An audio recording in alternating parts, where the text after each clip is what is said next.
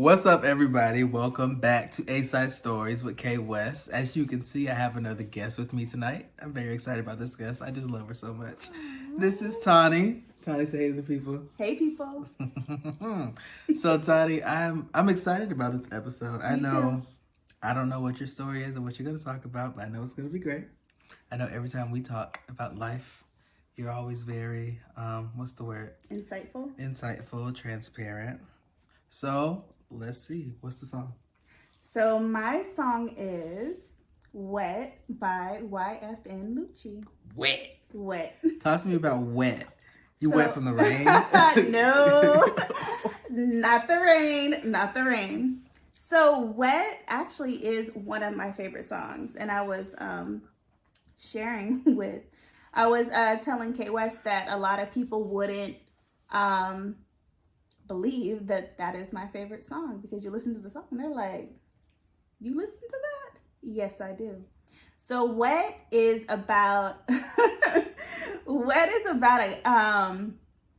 guy who is sharing about his experience with a woman that he really has a strong sexual connection with. And although the song is very vulgar, he's talking about licking this, eating that, swallowing this. It's nasty.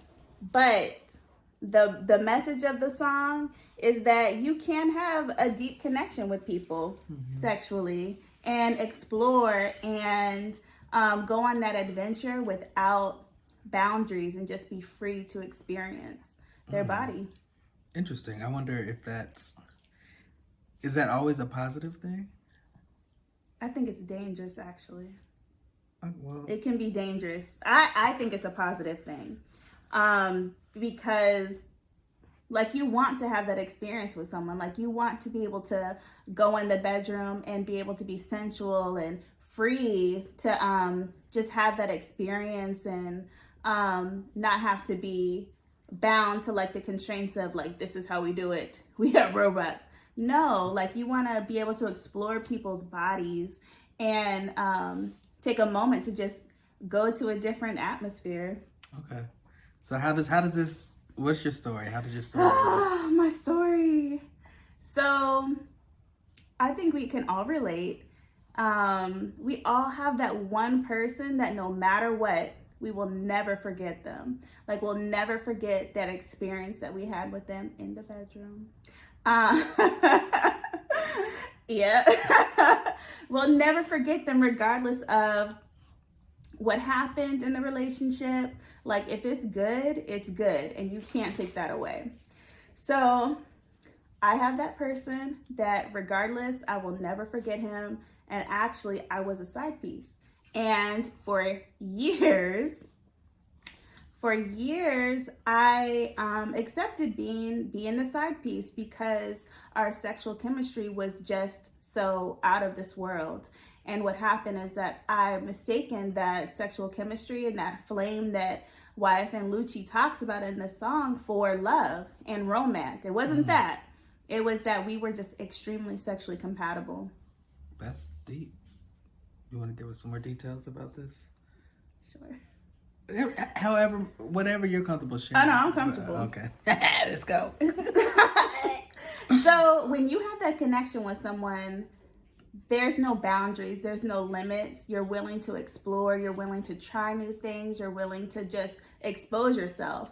Like, I'm not a skinny girl, but he never made me feel like I wasn't beautiful, or that my body wasn't beautiful, or that my body wasn't made for him.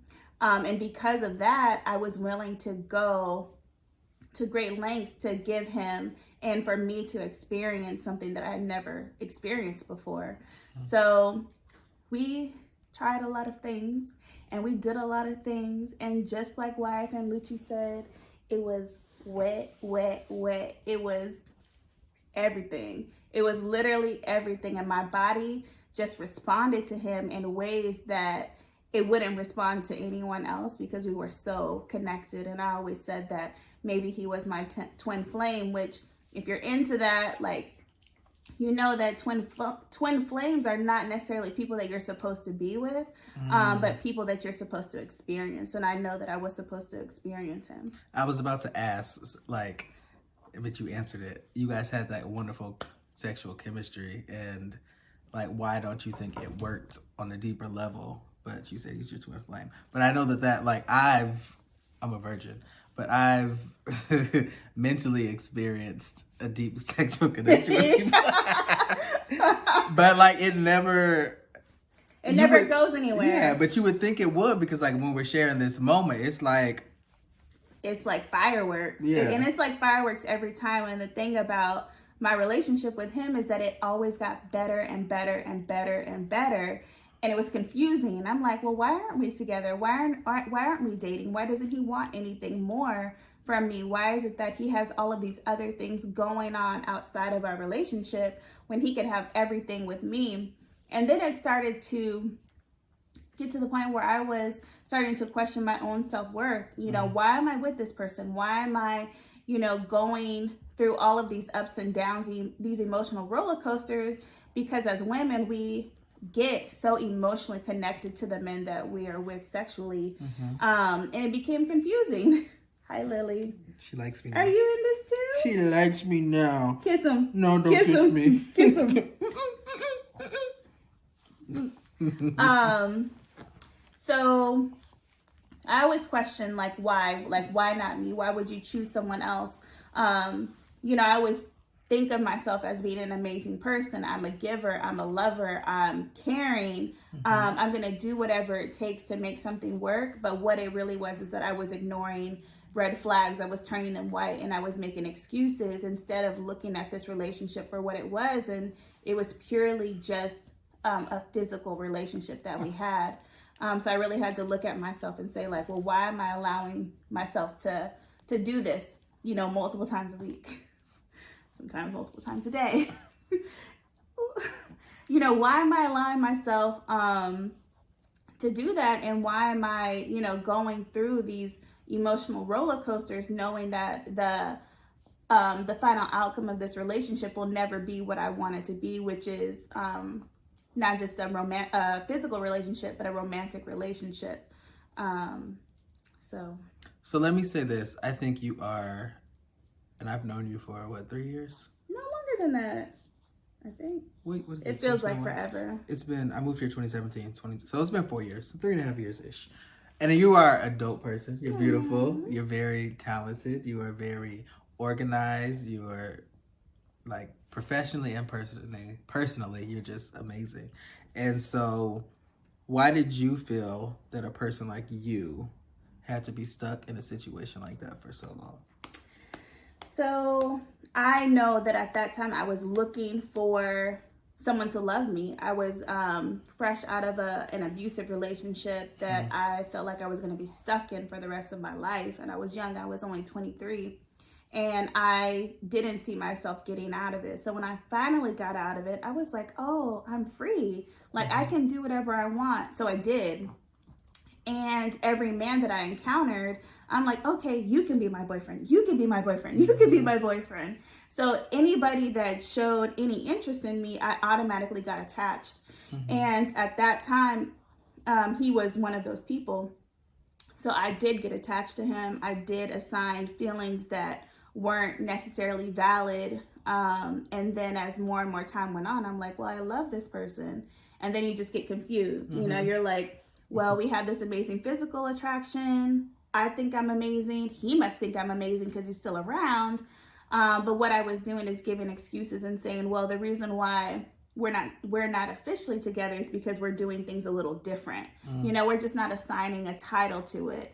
So I just made all of these excuses with the hope that one day he would say, I love you. I want to be with you. Let's be together. And it never happened. Interesting. I think it's that fairy tale, that women want, that I wasn't like cognizant of. I didn't know that that's what I was looking for or hoping for. But in the back of my mind, I'm like, well, maybe this is going to be my Romeo. This is going to be the man that, shows me the love that I'm yearning for. And just, it didn't happen. But he was showing it to someone else. Yeah.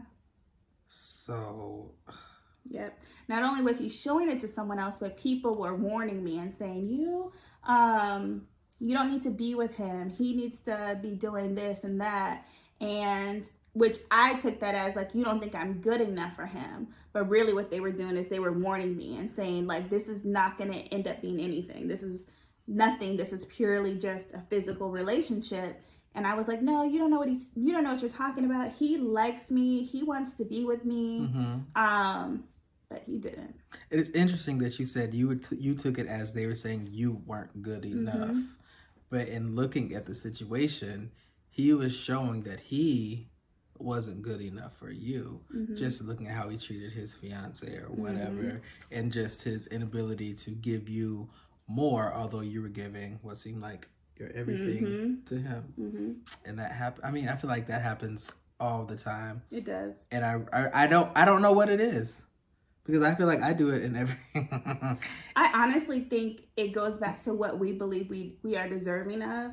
So although I now can say I'm deserving of someone who's going to love me completely, who's going to genuinely be interested in me, back then, I don't know that I really believed that I was deserving of that type of love. Or even someone being that interested in me. I wasn't in a place emotionally or like mentally in order to know or accept that kind of love. So there could have been other guys that came along who were interested in me. I wouldn't have even noticed because I did not know that I was deserving of that. And I think that's what happens often that we say one thing, but on the inside we are believing and telling ourselves something totally different. So what work needed to happen for you in order for you to come to that? The person that I was at 24 is not the person that I am now at 35. I can say that. So I think the first step was just acknowledging that there was some damage done from the relationship that I was in, and there was some work that needed to happen on the inside. And honestly, it took me almost 10 years to get there. It took me 5 years to figure out what steps I would take in order to get there.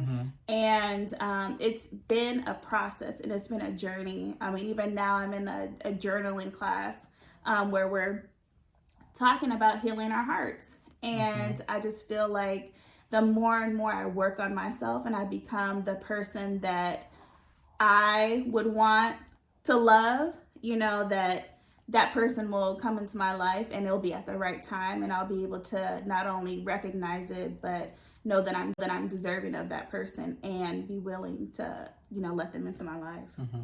So I was thinking about this today while I was in the gym on the treadmill, working out, trying to get my body right. And I was just thinking about how like certain situations impact how you deal with people like for your life. For example, like I was telling myself that something that happened to me a long time ago didn't affect me, didn't bother me. But then I look at my behavior or whatever in relationships or just situationships and how I give people access to me and all this other stuff. And like then I'm spitting. I think about like, well, why can't I lock this person down? Like I know I'm dope. Like everything is amazing. Like why? But it's like you are either going about it the wrong way, you're giving too much of yourself that people don't deserve, or shit, I don't know, you're just trying to chase the first thing that'll grab you. And so that self-work is very important, and I'm still in the beginning process. It's a process, you know, and you know, you might reveal one thing today and then next week it's another thing. You're like, oh, I didn't know that was going on with me. I didn't know that was a thing, you know, because what happens is that we're presented with this thing or this issue, and then once we come to terms with that thing or that issue, then we can go on to the next lesson. And we're presented with that lesson until we get it. So I was presented with all of these men over and over and over because I didn't get it. Like I didn't get it that what was happening physically was not connected to any kind of romantic love or healthy relationship. It was toxic, you know, and I was essentially giving myself away to be used. And I wasn't going to get what I wanted in return as a result of giving myself away. So it does take some time, and it takes years to be able to recognize what is it that I'm working on. So yeah, people, please don't be blinded. Although you might have these wet experiences, and I was actually just thinking about this today. it's funny. I reconnected with an ex, and we've been talking. Mm, Just be careful. because the physical part Mm-hmm. is amazing, don't allow that to cause you to ignore everything else that's going on deeper. Mm-hmm. Like, this person might give you this amazing sexual encounter, but like, do they treat you like the queen or king that you are? Do they give you what you're worth? Like, are they giving you the time? Are they dating you? Are they, putting into you, filling your? Are they filling your bucket? Are they filling your Are bucket? they filling your bucket? Or are they just filling your bucket? Okay. Which one is it? 'Cause it's two Let types. it be both. Let it be both. And that's the thing. Like, people think it's a trade-off. Like, either you're gonna have this or you're gonna have that. You're either gonna have a great relationship or you're gonna have a great sex.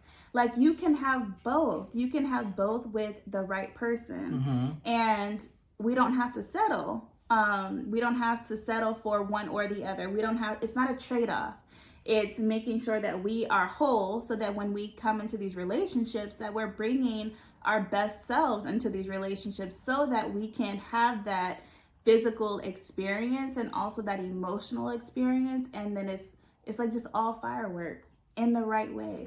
That's good stuff. Yeah. Thank you, Tani. You're welcome. This was a good switch up from the normal niggas and hoes ain't shit conversation. They're not. to, I mean, like, they not, but they are. It's a nigga out there for me, and I'm waiting for him, and I'm ready, to give all that I can give to him, but not to everyone. And you're ready because you did that work. Yes, on the you gotta inside. do the work. That work is important. Thank you, Freya. Aww.